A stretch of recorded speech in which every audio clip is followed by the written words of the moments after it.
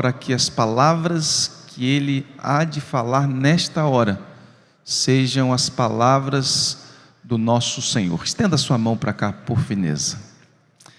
Pai Celestial, Deus de amor, mais uma vez nós nos colocamos diante do Senhor. E agora, ó Senhor, queremos pedir a Tua bênção sobre a vida de pastor Pascoal Piragini Júnior. Que os lábios de Teu servo sejam fiéis à Tua palavra e que tudo aquilo que vamos ouvir nesta hora seja a expressão perfeita dos Teus lábios e tão somente isto. Por isso consagramos a vida do Teu servo e fazemos isto no nome precioso e doce de Jesus, o nosso único e suficiente Salvador. Amém. Pode sentar, por favor. Queridos irmãos, que alegria poder estar numa começo de convenção, ainda que nós estejamos no Congresso da Ordem, mas a gente já está na convenção. E eu acho que uma das coisas mais gostosas é a gente rever tanta gente, né? Eu não sei a experiência do irmão, mas eu tenho tido o privilégio de encontrar muitos irmãos e amigos. E à medida que a gente vai ficando de cabelinho branco, né? Eu estava vendo aqui o Nelson Bomir, eu estava lembrando dele do tempo de juventude, não é que ele estava por aí, né? Eu vi agora de sobrancelha branca.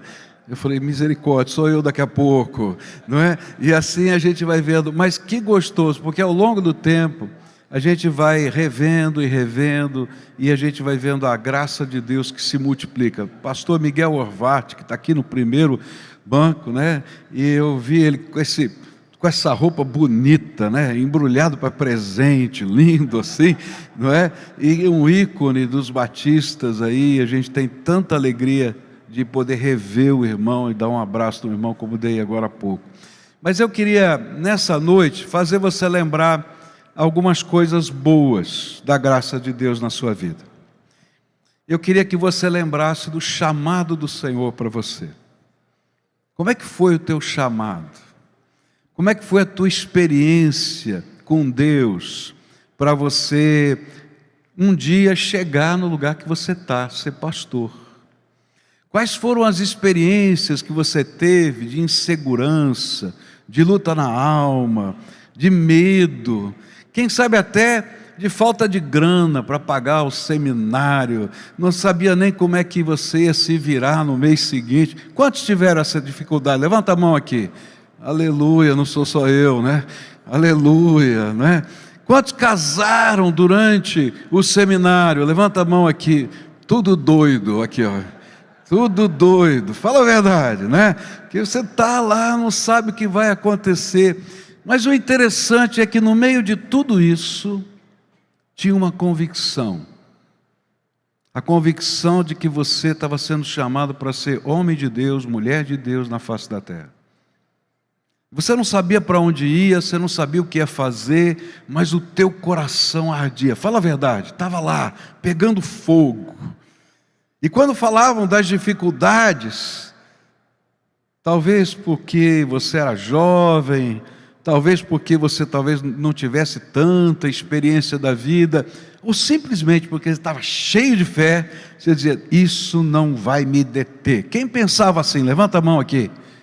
Só isso? Eita! Porque eu fui um visionário, sonhava com essas coisas. Mas ao longo da vida, às vezes, em determinados momentos, parece que aquele fogo lá do passado ficou no passado.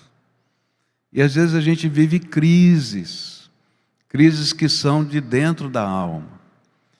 Às vezes a gente atravessa essas crises, se levanta e continua. Outras vezes a gente arrasta as crises. O tema desse congresso é verdade. Mas eu quero falar sobre a verdade que nem sempre a gente gosta de enxergar dentro da gente, que nos leva a viver integridade.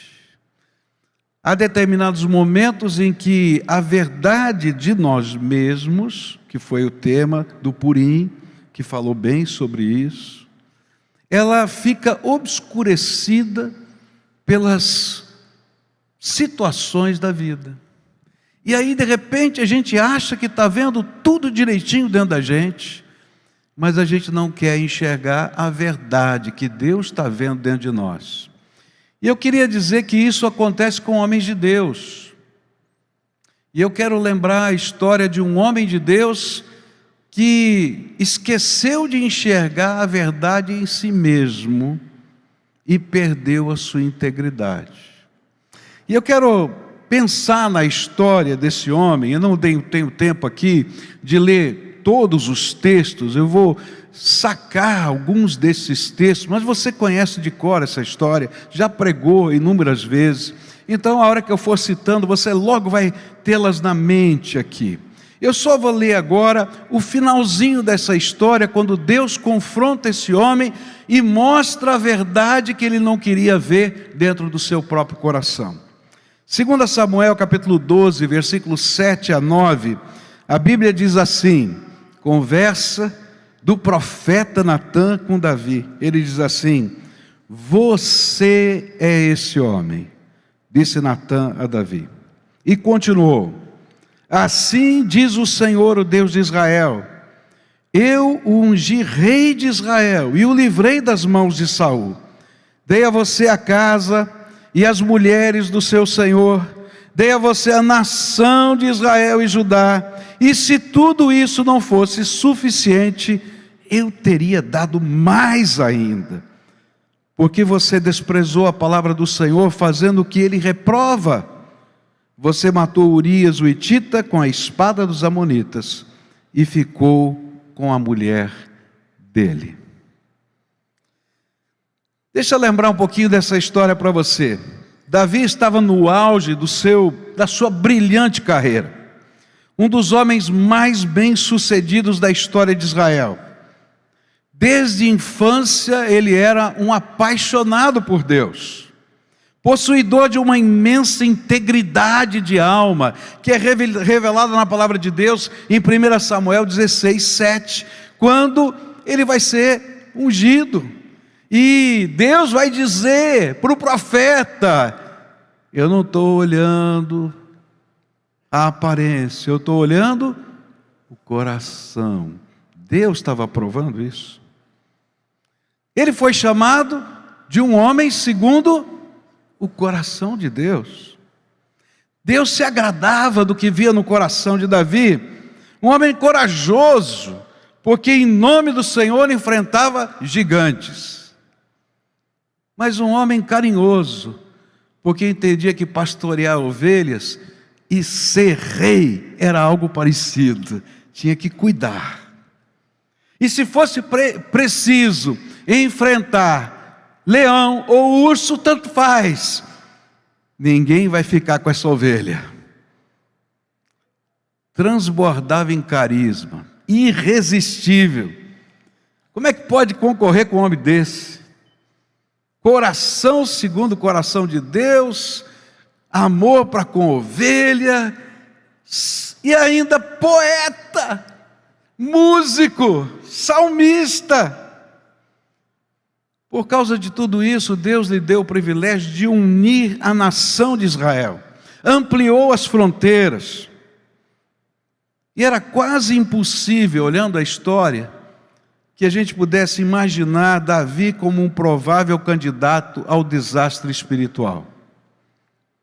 E o grande problema de Davi foi que ele se tornou um ungido de Deus, cheio de carisma, mas que perdeu a sua integridade.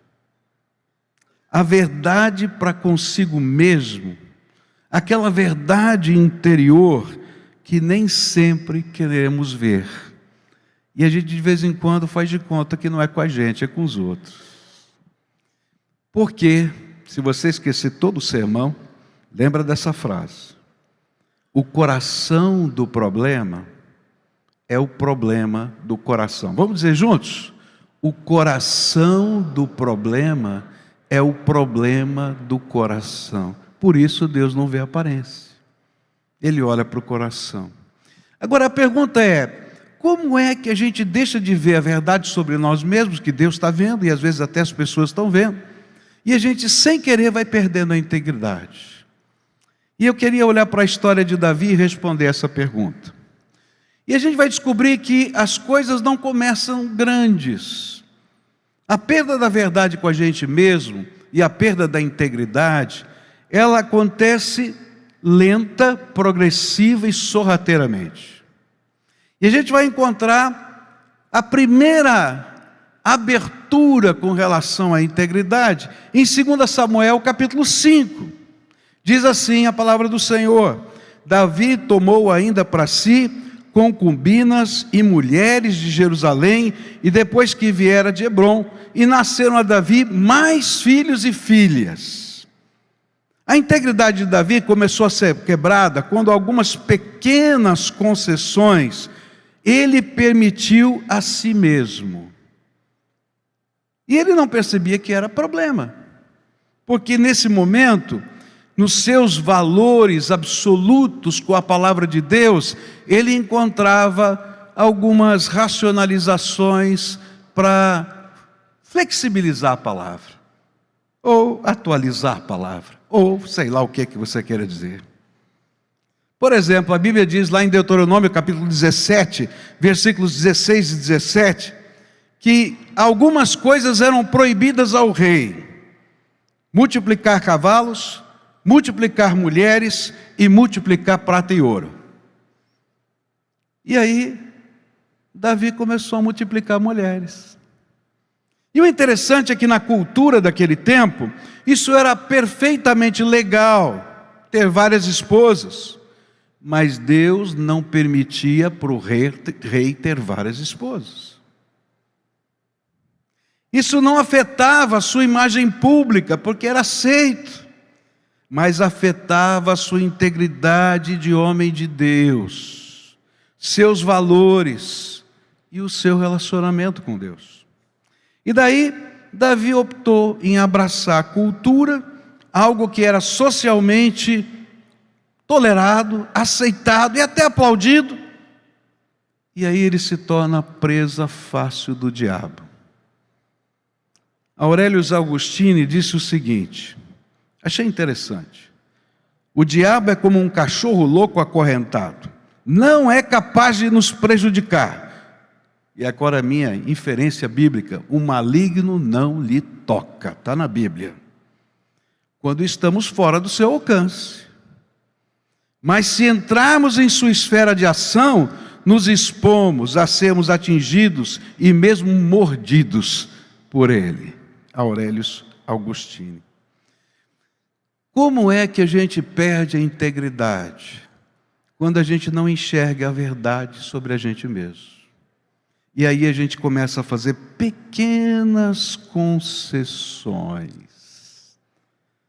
Uma pequena frouxidão. E que vai devagarinho, devagarinho anestesiando a gente. E o pior é que a gente não percebe que não anestesia só a consciência, a mente, anestesia a nossa santidade para com Deus. Hoje a gente vive numa cultura, como Davi vivia na dele. Lá naquela cultura existiam pressões, na nossa cultura existem outras pressões.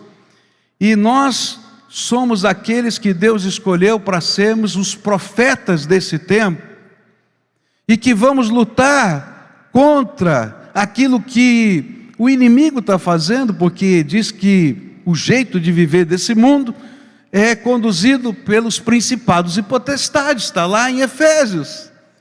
Agora, se a gente vai abrindo brecha aqui e ali, a gente perde a capacidade de enxergar. Eu estava num culto, num outro país, numa reunião de juventude, e o jovem que estava dirigindo a reunião, uma igreja batista, diga-se passagem, uma igreja batista, o jovem que estava dirigindo a reunião, ele diz assim: gente, eu queria pedir oração, porque eu e a minha namorada estamos num lugar muito ruim de morar, E agora nós estamos precisando mudar para um lugar maior. Então orem por nós, para a gente arrumar um lugar melhor. E eu perguntei, mas eles são casados? E a pessoa disse, não. Como não são casados? Ele não é líder da juventude aqui dessa igreja? Eu disse, a pessoa que estava lá disse, mas aqui na nossa cultura isso não tem problema não, precisa casar. Era tão normal que o pastor batista que estava do meu lado achava que era normal. Agora isso não acontece só com os outros. A gente começa a viver determinadas coisas que parecem normal para todo mundo, mas não são normais para Deus e nem a sua palavra. E aí nós começamos a viver algumas indulgências aceitáveis. Escuta essa conversa entre um grupo de pastores que eu conheço, não vou dizer o nome. Graças a Deus, nem todos são batistas. Tinha alguns batistas no meio. Eu tenho que falar a verdade. Eles combinavam entre si, todos pastores de igrejas grandes. Escuta aqui, como é que está a grana aí com você? Tá ruim, tá difícil, tal. Como é que tá, tal? Por que a gente não faz o seguinte? Nós vamos combinar o seguinte, vamos acertar uma oferta para cada um de nós aqui. E combinar um valor alto. Naquela época, vários anos atrás, 10 mil de oferta. Cada um convida o outro. E a gente faz um círculo aqui e durante 12 meses todo mundo vai na igreja de cada um. E todo mês você tem uma ofertinha de 10 mil a mais. Fecharam o acordo. E eu ouvia e ficava arrepiado. E quando eu perguntei para um deles, mas você acha que isso é justo diante de Deus? Ele falou, não estamos fazendo nada de errado.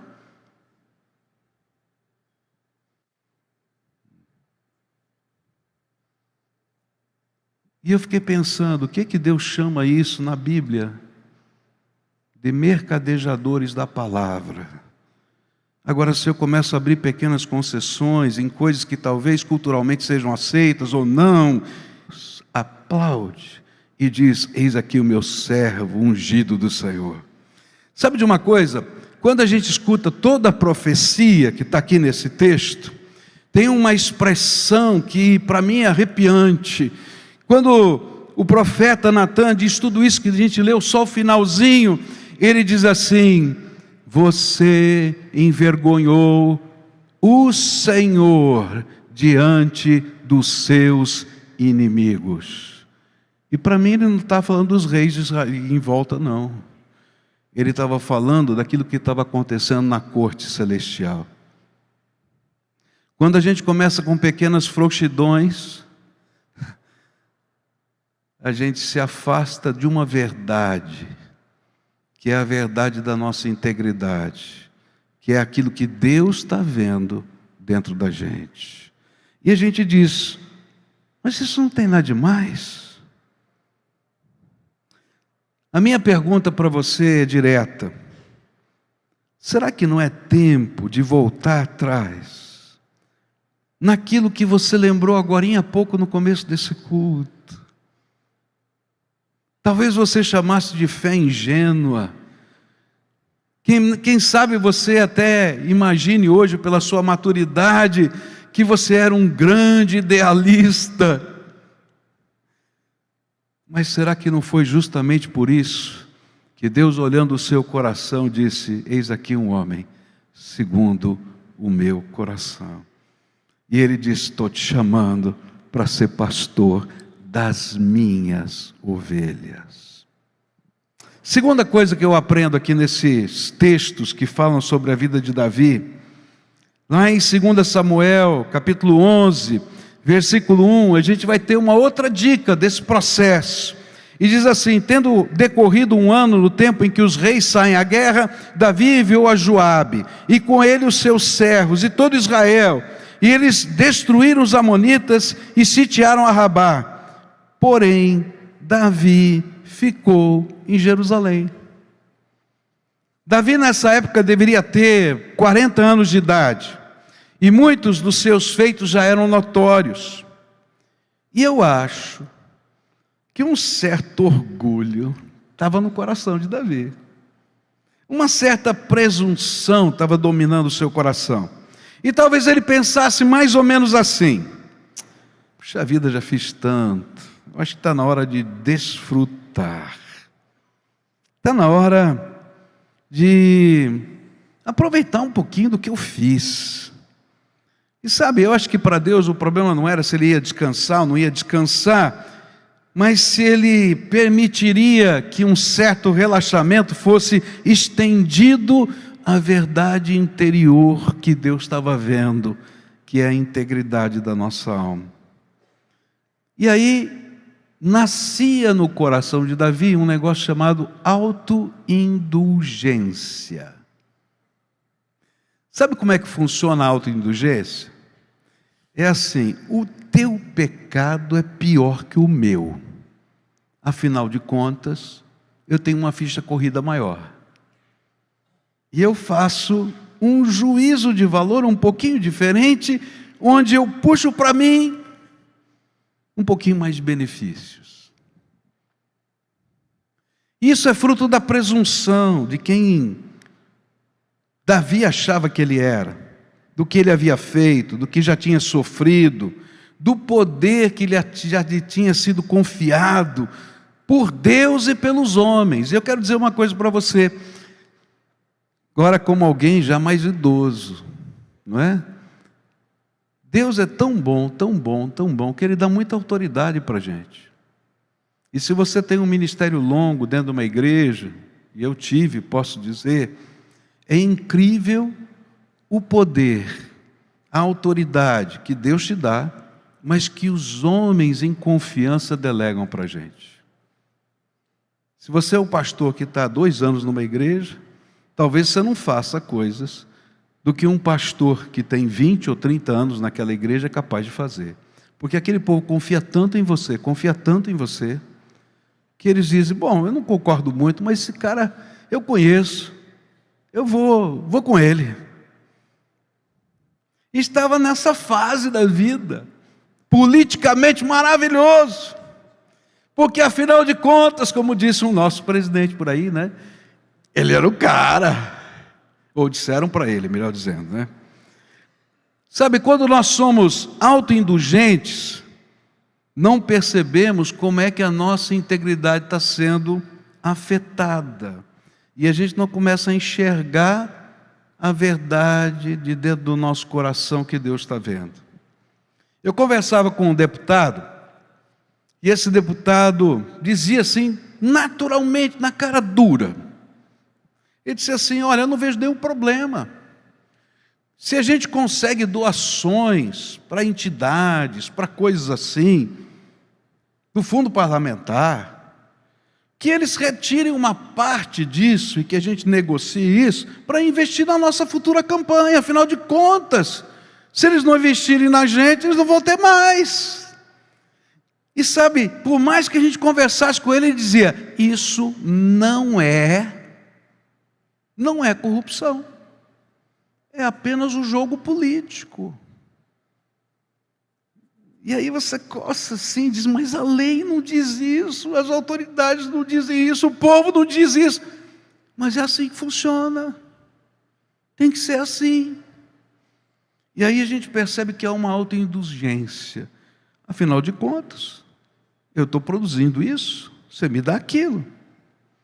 E foi exatamente isso que ocorreu com Davi. Davi não soube lidar com sucesso, com a mesma integridade com que lidou com os desafios dos seus sofrimentos. E o interessante é que a gente vai encontrar grandes homens de Deus vivendo os piores momentos da sua história cristã, espiritual, no auge do sucesso, e não nos momentos de choro e de luta, de sofrimento, de fuga, de caverna, como Davi viveu. Eu não preciso citar nomes, mas aqui na história do Brasil você vai encontrar, e na história denominacional também.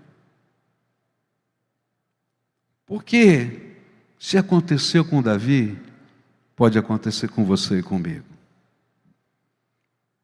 Justamente quando nós nos julgamos os mais fortes, os mais seguros, os mais espirituais, aí nós precisamos nos precaver e continuar nos esforçar para manter nossa integridade, especialmente as nossas disciplinas de santidade, porque se você está lá no alto, pode ter certeza que você vai ser mais atacado pelo inimigo, porque se ele derrubar você, milhares de ovelhas vão se espalhar no caminho do Senhor, e você vai ser o alvo.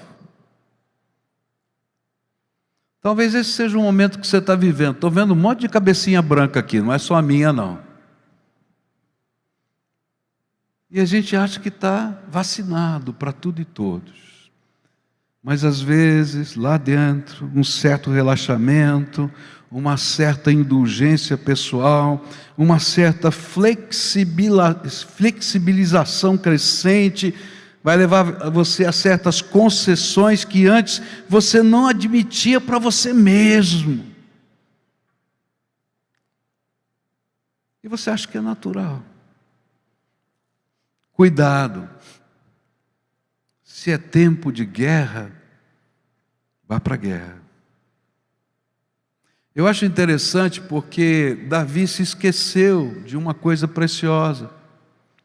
Quando ele vai tentar convencer Urias para ir para casa, para dormir com Betsabá, para fazer de conta que o filho era dele, e ele manda ele para casa, ele diz assim: eu não posso ir. Eu não posso ir. Por quê? Porque os meus soldados estão morrendo na guerra, e eu não posso ir porque a arca da aliança do Senhor está lá. Se a arca do Senhor, da aliança do Senhor está lá, eu tenho que estar do lado da arca do Senhor e não em outro lugar. Davi deixou a arca do Senhor lá e ficou em casa. Você consegue entender como é que é sutil esse negócio?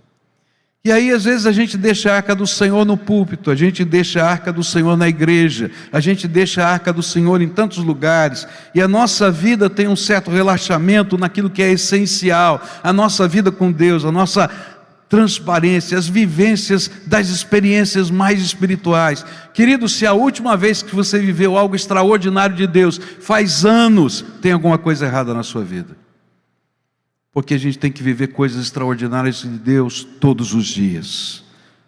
E se você se conforma com isso que está acontecendo, pior ainda. Está na hora de levar a arca do Senhor para os nossos valores, para a nossa vida de oração, para a valorização da nossa família, para o cuidado da nossa esposa, para a nossa fé, para a unção, para a missão. Porque onde está a batalha, a arca do Senhor está, e o servo do Senhor tem que estar junto com ela. Quando relaxamos no que é essencial, corremos o risco de sermos desqualificados, como Saul foi, Sansão foi, Gideão no final da sua vida, e Davi. E a minha pergunta é: será que não está na hora de voltar à essência de tudo? A essência de tudo é sua paixão por Jesus, é a presença do Espírito Santo na tua vida, é o derramar da graça, é a tua luta nas jornadas de oração, que não fazem parte de uma liturgia ou de uma agenda, mas são a tua busca intensa, verdadeira, transbordante, que faz teu olho brilhar, e que quando você anda no meio do povo, como Moisés andava, as pessoas diziam: eu vou parar para ver, porque a sombra do Senhor, a Shekinah, a nuvem vai descer, e eu não vou perder essa bênção. Não permita que uma autoindulgência afete a verdade, que Deus está vendo e às vezes a gente não vê, e que afeta a nossa integridade. Davi não perdeu a integridade quando matou um homem ou dormiu com uma mulher. Ele vinha perdendo progressivamente. Terceira coisa, 2 Samuel 11, versículos 2 e 3, e é interessante que vai acontecer, porque o versículo 1 diz que ele mandou a arca e ficou. Nos versículos 2 e 3 ele vai dizer das situações que agora começam a crescer na sua vida. Uma tarde, Davi se levantou depois de ter dormido um pouco. Foi dormir de tarde. E foi passear no terraço do palácio. Dali viu uma mulher muito bonita tomando banho. Deixa eu fazer um parênteses. A gente não entende esse negócio aqui, mas por quê? No Oriente, não se toma banho nem de manhã e nem de noite, porque a água está gelada. É verdade. E você toma banho na hora do almoço, porque a água que você reservou, ela ficou no sol e ela está quente. E então a mulher subiu para tomar banho. E ele ficou olhando, safado. E depois de olhar, ele mandou que descobrissem quem era aquela mulher. E soube que era Batseba, filha de Eliã e esposa de Urias, o heteu. E o próximo passo é a perda do sentido de valor das pessoas. Quando o nosso conceito de nós mesmos cresce, nós perdemos o sentido de valor que as pessoas à nossa volta têm. E como líderes, pensamos em nos servir das pessoas, ao invés de servi-las e conduzi-las a um futuro melhor. Tanto Eliã como Urias eram soldados que pertenciam ao grupo de elite do exército de Israel, chamados 30 valentes. Lá em 2 Samuel 23, versículos 34 a 39, você vai encontrar quem eles são. Ele era um grupo formado por 37 soldados, dos mais corajosos e capazes guerreiros, que faziam a guarda pessoal de Davi, quando ele estava na batalha. Era a guarda de honra. Davi conhecia nominalmente cada um deles. Eram aqueles homens que estavam dispostos a morrer no lugar do rei. Entre eles estava o marido dessa mulher e o pai. E para piorar a questão, Batseba era neta de um dos ministros do reino, o homem mais sábio, o conselheiro pessoal do rei Davi, chamado Aitofel. Por isso, quando o seu propósito tornou-se aparente aos servos da casa, um deles tentou dissuadi-lo, dizendo: essa é Batseba, filha de Eliã, mulher de Urias, o heteu. E talvez cochichasse: neta de Aitofel. Ou seja, rei, para com isso. Esta mulher é esposa e filha de homens que amam você a ponto de morrerem por você. Eles são seus amigos. E o seu avô, um dos seus conselheiros, todos são gente sua. E eu acho que naquele momento era o grande escape, era Deus através do seu Espírito Santo dizendo: homem, acorda! Mas a verdade que a gente não quer ver é quando a integridade está se perdendo. E Davi bloqueou os seus ouvidos e a sua razão. E eu acho que ele começou a racionalizar. Mais uma razão para conversar. Tudo gente nossa. Afinal de contas, nós somos vizinhos, somos amigos. E quem sabe, afinal de contas, eu tenho tanto trabalho. Eu preciso relaxar, conversar com pessoas interessantes. Ou quem sabe, mais forte, Deus sabe que eu tenho necessidades. Ou ainda, como hoje a gente ouve tantas vezes, será que eu não tenho direito de ser feliz? Afinal de contas, poligamia não é problema.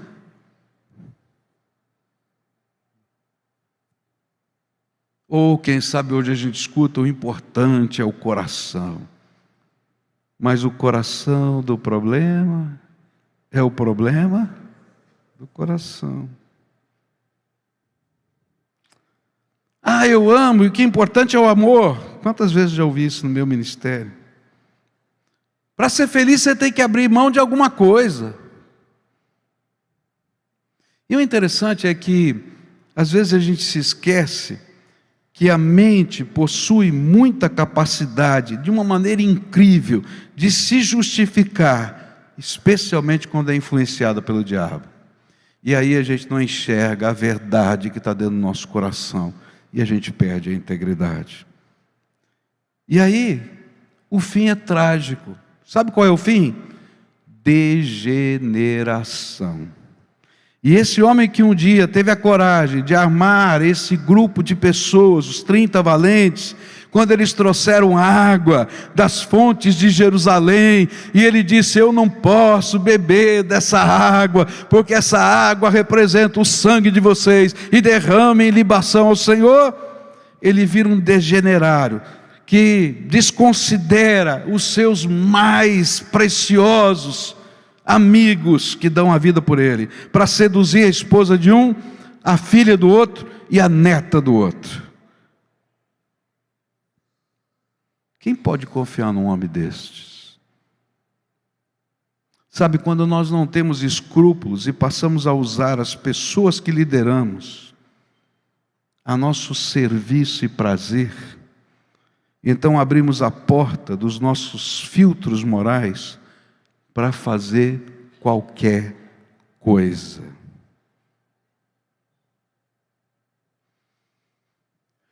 Eu conversava com um pastor que era advogado. E ele falou para mim assim: tivemos lá um problema na igreja, e eu consegui resolver rapidamente. Falei: como é que você resolveu esse problema? Porque a igreja votou, tem uma ata. Eu sumi com o livro de atas. Acabou. Não tem mais nada que prove que aconteceu tudo aquilo. Pastor Batista.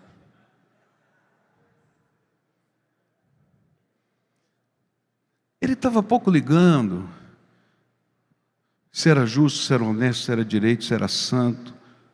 E estava pouco ligando com aqueles que estavam naquela assembleia e votaram. Ele estava pouco ligando dos seus liderados. Ele tinha um fim e não importava os meios que ele ia usar. Eu estou contando coisas aqui que são absurdas, mas eu quero que você pare para pensar que às vezes essas coisas absurdas a gente encontra milhares de justificativas para os nossos absurdos. Porque a verdade que às vezes a gente não quer ver é quando a gente está perdendo a integridade. E sabe, queridos, a integridade se perde em coisas muito simples, quando uma igreja não pode confiar no seu pastor porque ele é mentiroso. Porque ele diz uma coisa aqui e diz outra ali. Quando a gente tem uma atitude diante das pessoas que reflete o que a gente tem na alma. A Bíblia diz: a boca fala do que o coração está cheio. Então, se você é aquele pastor que só conta piada quase suja, do que está cheio o seu coração? Eu mandei uma ovelha minha para uma determinada igreja, porque ele tinha mudado de cidade. Naqueles dias ele foi para se tornar membro daquela igreja. E quando chegou lá, ele passou por uma entrevista pastoral. E aquele pastor daquela outra igreja, ele tinha falado tantos palavrões durante a entrevista pastoral, que minha ovelha ficou escandalizada. Quando terminou a entrevista, ele falou: bom, então vamos aqui assinar, aqui para você poder se tornar membro da igreja, o seu pedido de transferência. A minha ovelha se levanta e diz: pastor, muito obrigado, mas dessa igreja eu não quero fazer parte. Ele disse: por quê? Falei assim: se o senhor fala comigo no gabinete pastoral tantos palavrões assim, o que o senhor faz na sua vida? Eu não quero ser pastoreado pelo senhor. Virou e foi embora. Quando ele estava saindo, aquele pastor batista, colega nosso, diz assim: o senhor é um religioso. Essas palavras não têm nenhum problema. Aí ele virou: eu aprendi com o meu pastor que a boca fala do que o coração está cheio. Virou e foi embora. E o pior é que a gente não percebe. Palavrão é fácil da gente perceber. Mas do que está cheio o teu coração? Sabe, se isso pôde acontecer com Davi, que não enxergava, que estava usando pessoas, e que faz esse homem não apenas usar a sua influência, mas a praticar adultério com essa mulher, e achar que está tudo bem. Quarta coisa, versículos 4, 5 e 6 conta a história que mandou Davi, não é, que alguns mensageiros fossem buscá-lo e trouxeram para Davi, e ele teve relações com ela. E o próximo passo é aquilo que eu vou chamar de fixação ilícita. Olha só, começa com uma concessão, devagarinho, e vai crescendo, e agora é uma fixação. Você imagina Davi olhando aquela mulher e dizendo: eu quero aquela mulher. E aquele olhar se torna um olhar pecaminoso, que Deus deseja um desejo ardente. E aquele homem de Deus, segundo o coração de Deus, se torna um obcecado pela ideia de ter um relacionamento com aquela mulher. Um homem segundo o coração de Deus, um ungido do Senhor, transforma-se em alguém dominado pela sua própria paixão.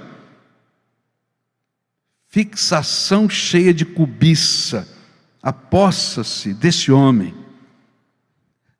E ele não consegue negar o que ele sente. E ele então toma atitudes, porque deixa de ser apenas um pensamento e se torna uma busca e depois um ato. E este tipo de sentimento, essa fixação, faz com que Deus seja esquecido e colocado de lado.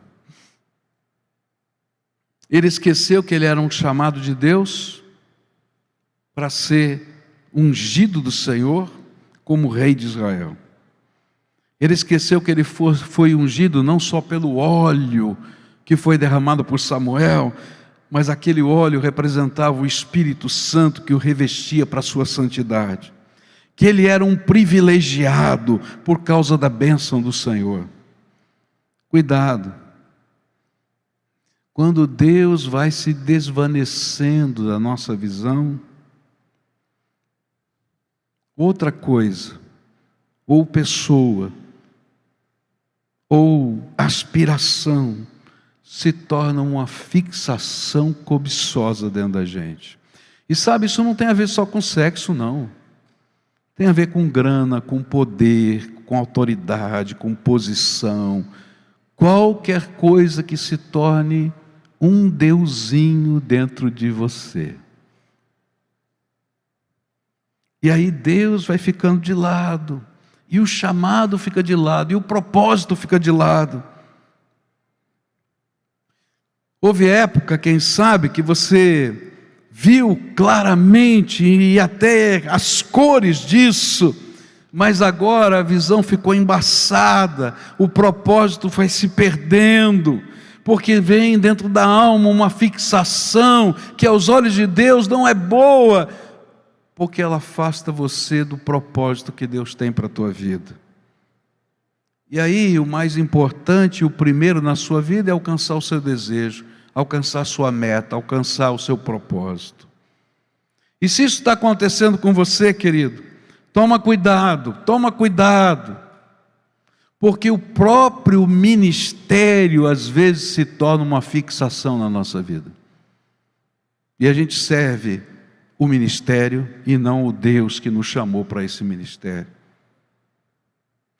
E aí, se Deus está mexendo com você, é tempo de voltar para trás e fazer o que Paulo ensina, que parece uma coisa tão boba: tendo os olhos fixados em Jesus, esquecendo as coisas que para trás ficam, eu prossigo para o alvo da soberana vocação em Cristo Jesus. Tem muita gente que usa isso, né, quando fala de liderança, falando que a gente tem que ter uma visão e um alvo. Mas, queridos, o que está na Bíblia é muito mais do que uma visão ou um alvo. Eu tenho os olhos fitos em Jesus. Ele é a visão e o alvo. Está na hora de restaurar o primeiro amor. Aquilo que faz a gente ser o homem de Deus, o ungido do Senhor. Porque a crise de integridade é uma crescente decadência que deixa marcas doloridas não somente em nós, mas em todos que estão à nossa volta. A quebra da integridade, seja ela moral, espiritual, familiar, em qualquer sentido, é a manifestação da quebra do homem de Deus, do ungido do Senhor, dos seus valores e do seu relacionamento mais profundo com o Senhor. Eu acho tremendo, porque quando a Bíblia analisa Judas, ele diz que o diabo entrou em Judas. E ele tinha uma fixação. Ele queria grana. Por isso ele roubava a bolsa.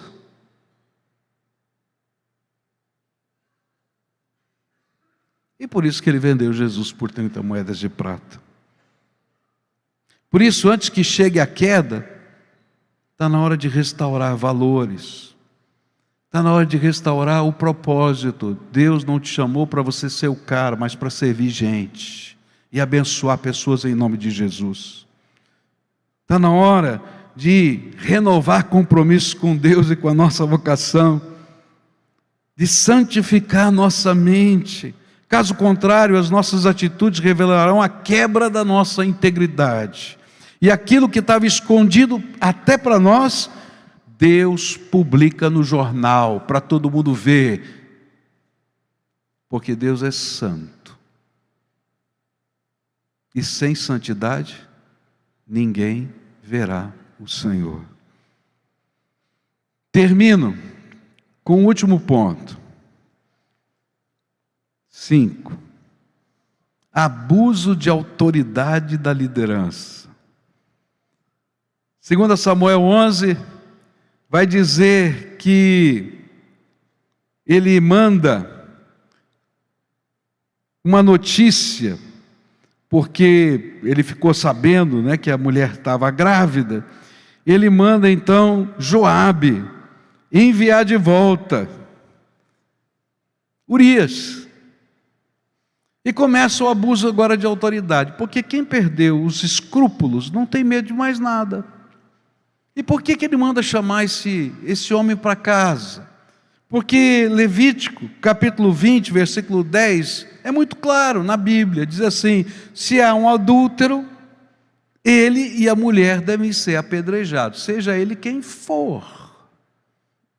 E então, ele decide: eu vou usar todo o meu poder, toda a minha influência, toda a minha autoridade para resolver esse problema.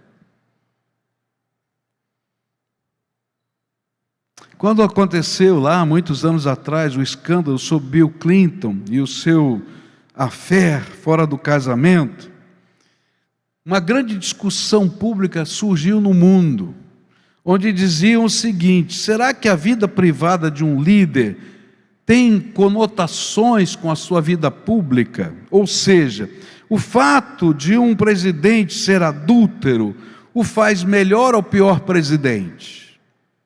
Essa foi a grande discussão no mundo inteiro. Mas o grande problema que a gente tem que entender é que o que está em jogo é integridade.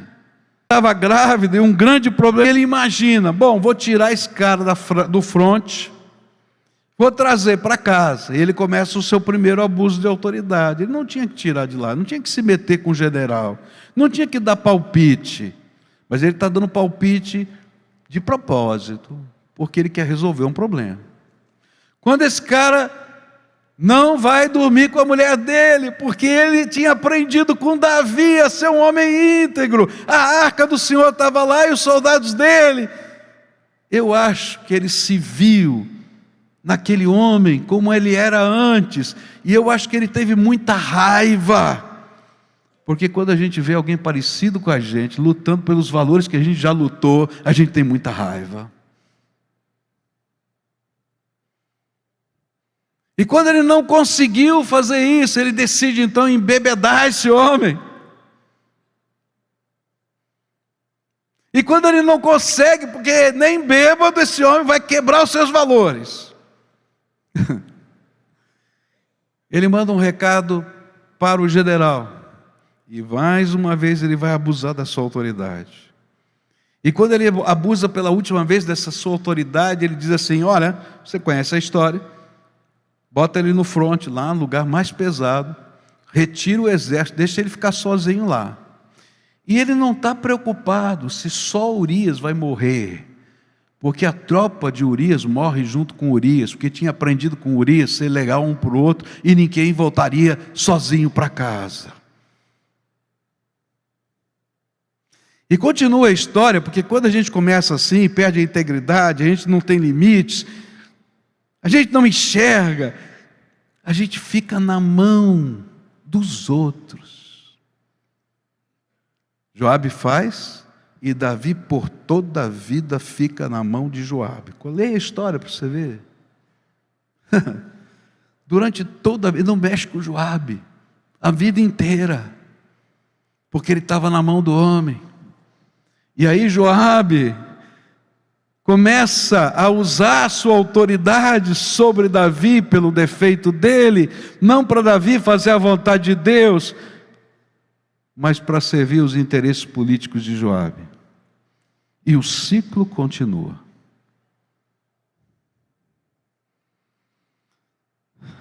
Um homem que perdeu a sua integridade não tem mais nada a perder.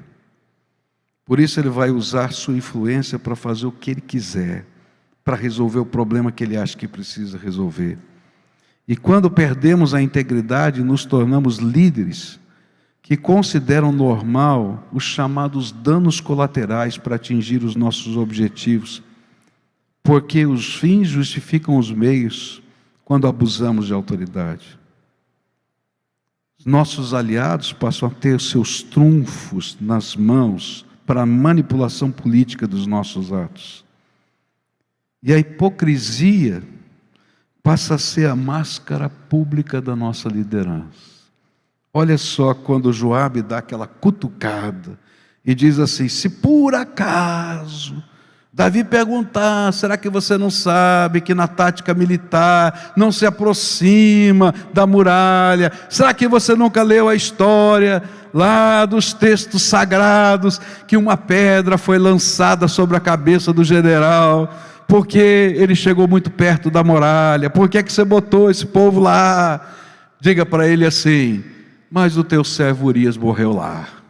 E aí o mensageiro dá todo o recado, e Davi responde como um rei, e diz assim: anime Joabe, e diga-lhe que não fique preocupado, pois numa batalha nunca se sabe quem vai morrer. Diga-lhe que o ataque agora com mais força até conquistar a cidade. E eu posso imaginar, né, aquele discurso ao estilo de Getúlio Vargas, assim, né? Você já viu ele fazendo assim? Não, você não é desse tempo. Deixa para lá, né? Ele ficava fazendo assim, aquela voz, aquele negócio, e aquele dizer: gente, é assim mesmo, é a tua vida, é o problema, tal.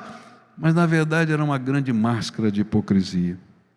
Quando nós flexibilizamos a nossa integridade, os limites vão se tornando cada vez mais distantes dos valores que um dia nós abraçamos.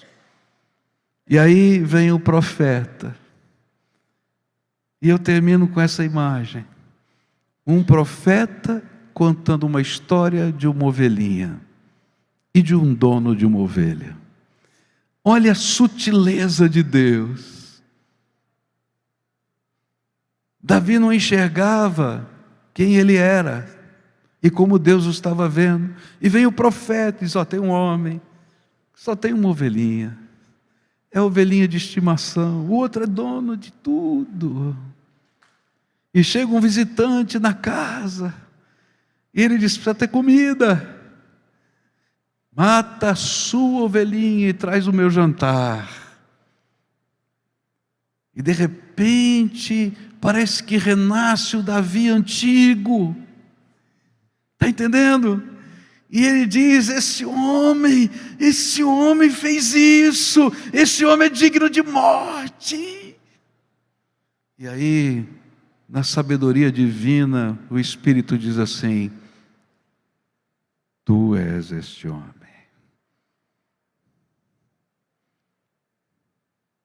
Você fez isso com Batseba. Você fez isso com Eliã. Você fez isso com Urias.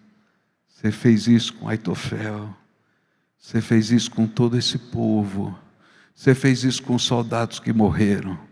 Você fez isso com o nome do Senhor, porque você está envergonhando o Senhor diante dos seus inimigos. Quando o profeta fala assim, a corte reage. Quem é esse homem para falar assim com o nosso rei? Pela misericórdia de Deus, o profeta não foi morto, porque um lampejo de luz brilhou no coração desse homem chamado Davi, e diz: não façam nada, eu sou esse homem. E a gente só sai da crise de integridade, da verdade que a gente esconde da gente mesmo e que a gente não quer ver, quando a gente tem coragem de olhar para cima e dizer: Senhor, tenha misericórdia, eu sou esse homem. E aí Deus pode trabalhar a nossa vida.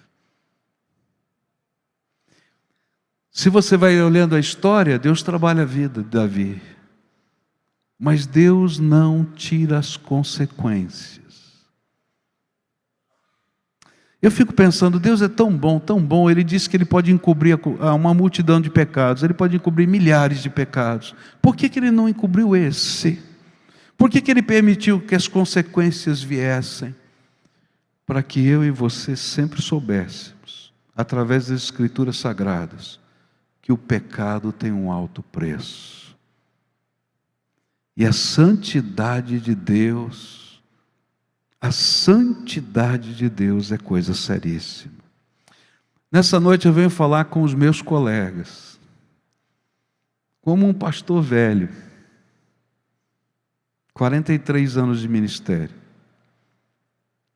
que já passei por tempos de grande luta e tristeza, e que já passei por tempos de grandes vitórias,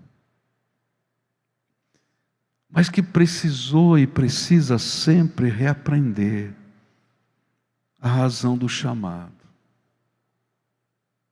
Alguns me perguntam assim: por que você deixou a primeira de Curitiba? Eu estava no auge do meu ministério. E se eu ficasse lá, ninguém ia me mandar embora tão rápido. Uma hora talvez, mas não tão rápido. Eu fui embora por uma questão de integridade. Porque um dia o Espírito Santo falou para mim, há 10 anos atrás, agora 11, seu ministério tem data de validade. Vai terminar nesse tempo. Não o dia exato, mas nesse tempo. E quando chegou o tempo, eu tinha que fazer um juízo de valor. Eu vou ouvir a voz de Deus, ou vou abrir um esquema para mim mesmo? Eu não poderia estar pregando esse sermão para você se eu tivesse aberto um esquema para mim mesmo. Depois eu pensei assim: bom, vou ser um pregador, por enquanto, pregando. E pela misericórdia de Deus e bondade de muitos irmãos que estão aqui, eu visitei muitas dessas igrejas que estão aqui. Muitos amigos me chamaram. Fui abençoado. E talvez eu pudesse dizer: agora eu vou desfrutar. Mas por uma questão de integridade. Um dia eu estava orando e disse: Deus, eu sou pastor. Eu amo o cheiro de ovelha. Eu gosto de pregar, mas eu gosto de ovelha. Me deixa ter ovelha. E aí recebo um telefonema dizendo: quer ser pastor interino da igreja lá, da primeira de Niterói? Tremi na base, por uma série de razões. Pelo desafio, pela importância, pela história, pelo momento, começar tudo de novo. Mas aí quando eu dobrei os meus joelhos, o Senhor falou assim: você não tem muito tempo de vida. Tudo quanto eu te mandar fazer, faz e aproveita o tempo. Eu falei: estou aqui, Senhor, enquanto o Senhor quiser. Porque eu quero apresentar-me diante de Deus com verdade da alma e integridade de coração. Tenho orado como você nunca imagina que orei. Porque tem que começar do zero de novo. Mas quando sou fraco, é que sou forte. E então eu louvo a Deus, porque Ele é misericordioso e me deu a bênção de cuidar de ovelha de novo. Deus é bom. Deus é bom. Nessa noite eu vim aqui desafiar você a olhar para o seu coração. Eu tenho certeza que nesse auditório, muito provavelmente, a gente não tenha coisas grandes, escabrosas, não. Mas eu queria mostrar para você que a gente vai perdendo a sensibilidade de enxergar a verdade do coração. E a gente vai abrindo pequenas concessões. E hoje o Espírito Santo está dizendo assim: estou te mostrando algumas coisas que estão acontecendo aí dentro, que já aconteceram na tua história, e quem sabe estejam se repetindo agora. E Ele está dizendo assim: agora que o meu profeta fala, você tem duas opções: dizer eu sou esse homem, ou fazer de conta que essa mensagem não tem nada a ver com você. Deus manteve o seu rei naquele lugar, porque ele teve a coragem de dizer: eu sou esse homem. E se ele não tivesse dito? Deus já havia mostrado como ele faria. E Davi sabia muito bem, porque ele conheceu o rei anterior chamado Saul, que quando confrontado pelo profeta, achou as desculpas para dizer: não fiz nada de errado, eu estou apenas fazendo um sacrifício de louvor, não destruí o que tinha que destruir, mas vou fazer agora um sacrifício de louvor, uma grande churrascada para todo o povo aqui. Ele disse: mas eu estou ouvindo o bugido, eu estou ouvindo, porque não foi isso que Deus te mandou fazer. O que é que Deus te mandou fazer? Como é que foi o teu chamado? Como é que foi? Quais eram os sonhos? Quais eram as visões de Deus? Volta para elas em nome de Jesus. Volta para elas em nome de Jesus. Quais eram as experiências que você vivia? Como é que você se ajoelhava na presença de Deus? Como é que você chorava na presença de Deus? E o Senhor está dizendo: volta para isso. Os teus títulos não te dão a sustentação, é o meu poder. O aplauso não vai te dar sustentação, é o meu poder e a minha graça. Você é esse homem que Deus está chamando de volta. E nessa noite eu queria fazer uma oração. Algumas que a gente às vezes não gosta de fazer. De confissão. De entrega, de pequenos tesouros que nos acorrentam. No passado, muitos anos atrás, eu tinha um pequeno tesouro no meu coração. Quando a gente estudou teologia muitos anos atrás, o nosso curso de teologia não valia nada. Vamos falar o português claro. O MEC não reconhecia, não valia nada. E eu tinha uma frustração, estudei tanto. Fiz até outros cursos depois, mas não vale nada. E eu pensava: um dia eu vou fazer uma faculdade de novo. só para dizer que eu sou formado. E aí Deus, na sua misericórdia e graça, mandou uma pessoa maluca fazer a minha inscrição numa faculdade sem eu pedir. Conseguiu com a minha secretária a cópia dos meus documentos e inscreveu. Chegou lá e falou assim: pastor, o senhor vai fazer faculdade. Pronto. Eu falei: essa mulher é doida. Aí, orando, ele falou assim: olha, se Deus mandou, por que é que você não faz? Eu entrei na faculdade, comecei o curso, e de repente fui chamado para ser pastor em Curitiba. E o interessante é que no dia da matrícula, eu não tinha dinheiro para pagar, alguém se levantou e disse: eu vou pagar para o senhor a faculdade, todo o seu curso. De graça eu ia fazer. Estava no primeiro semestre, mas no dia da matrícula eu orei, falei: Senhor, tu sabes como isso é importante para mim, eu sei que isso aqui é milagre, porque eu nunca ia entrar numa faculdade depois de tantos anos sem estudar, eu não tinha dinheiro para pagar, e tudo aconteceu. Então, se um dia o senhor me pedir esse curso, eu vou devolver. Toma cuidado com a oração que você faz. 6 meses depois, a igreja me convida. E eu tenho que tomar uma decisão. Ouvi o convite de Deus para lá, porque eu tinha certeza de estar me mandando eu terminar o curso. E então eu tentei tudo para transferir, para mudar, para trancar, e tudo fechou. E aí eu vou à escola e disse: eu vim aqui para trancar. Ela disse: prazo de trancamento já acabou, não tem mais. Eu falei: mas eu estou mudando de cidade, eu tenho que ir embora, o que eu tenho que fazer? Ela falou: a única coisa que sobra é cancelamento da matrícula. Eu falei: o que significa isso? Essa pessoa virou para mim e falou assim: está vendo aquele arquivo lá? Eu falei: sim, estou vendo. Lá está a sua ficha. Eu vou lá, tiro a ficha, e para nós você nunca existiu. Está entendendo?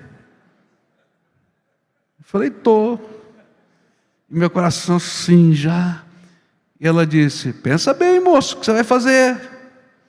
Eu falei: pode me dar o papel. Ela pega o papel, me dá na mão e falou assim: você tem certeza? Eu falei: tenho. Ela falou assim: espera um pouquinho. Abre a sala do lado, que era a sala do reitor da faculdade.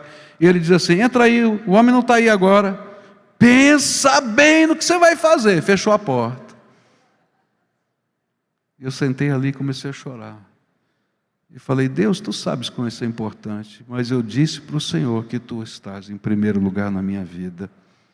E assinei aquele documento. E eu não seria o pastor que fui lá se não tivesse feito a entrega e dizer: eu sou esse homem que vem fazer as entregas de hoje. Toda vez que você estiver na obra do Senhor, você vai ter que fazer novas entregas. E o inimigo vai tentar dizer: faz uma concessãozinha aqui, faz outra ali, faz outra lá. E sabe, a gente perde a integridade, porque você foi chamado lá naquele tempo para ser esse homem das entregas. E talvez hoje o Espírito Santo esteja dizendo assim: você é esse homem. E por isso que eu vou convidar você para tomar algumas decisões, para fazer algumas entregas sacrificiais. Aquelas a que o Espírito Santo está revelando para você, eu não sei quais são. Que necessariamente não são pecados, viu, queridos? Aquilo que nos afasta necessariamente não é um pecado, mas é aquilo que toma o lugar do nosso Senhor, da chamada que Ele tem para a nossa vida, e se torna uma fixação na nossa alma. Então, se hoje o Espírito Santo está falando com você, e você ouve a voz do Espírito, e essa voz está ecoando dentro do seu coração, nós vamos fazer um ato de contrição. E sabe por que eu vou fazer isso? Porque a nossa mente é ardilosa. A Bíblia usa uma expressão, diz que o coração é enganoso. E a grande tentação é a gente sempre dizer: Deus, ok, entendi, mas eu vou fazer do meu jeito. Mas a gente não entende que a gente nunca pode fazer do jeito da gente, a gente tem que fazer do jeito de Deus. E daqui a pouquinho eu vou chamar você aqui para a gente orar junto, nesse ato de contrição. E a primeira grande tentação que você vai sofrer vai ser assim: não, eu entendi, vou fazer meus acertos com Deus do meu jeito.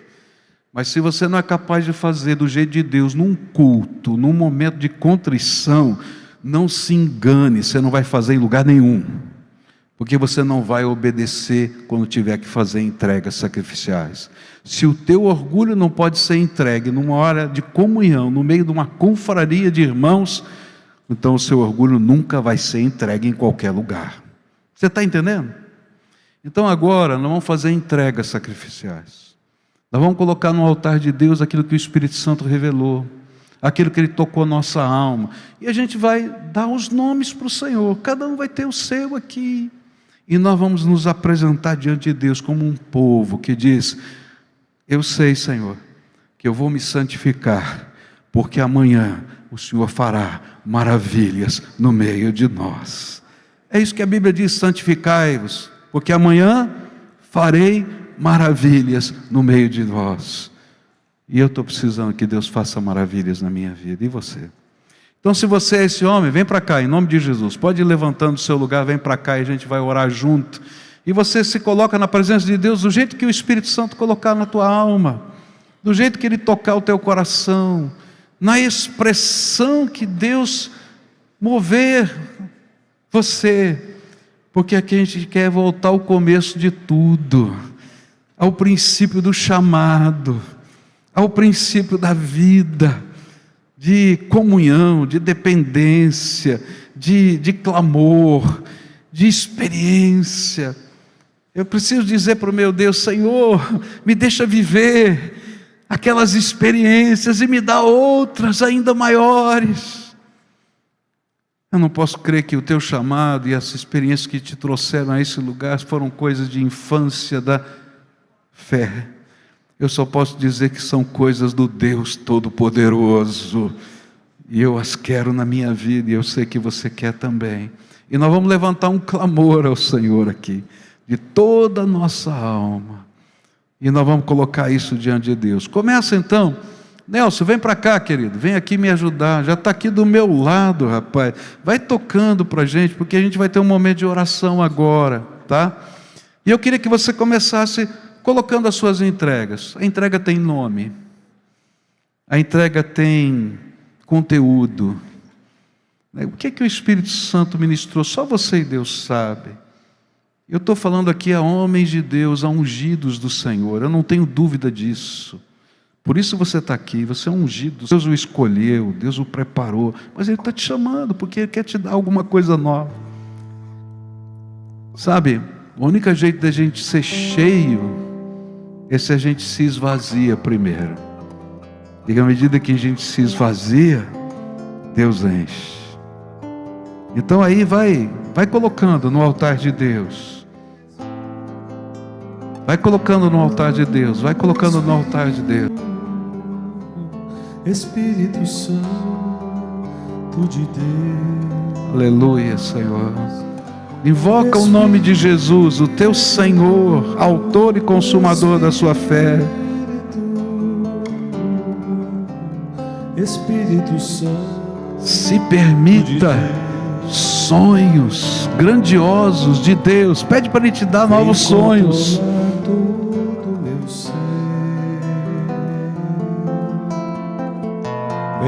Sonhos que engrandeçam o Senhor, que o honrem,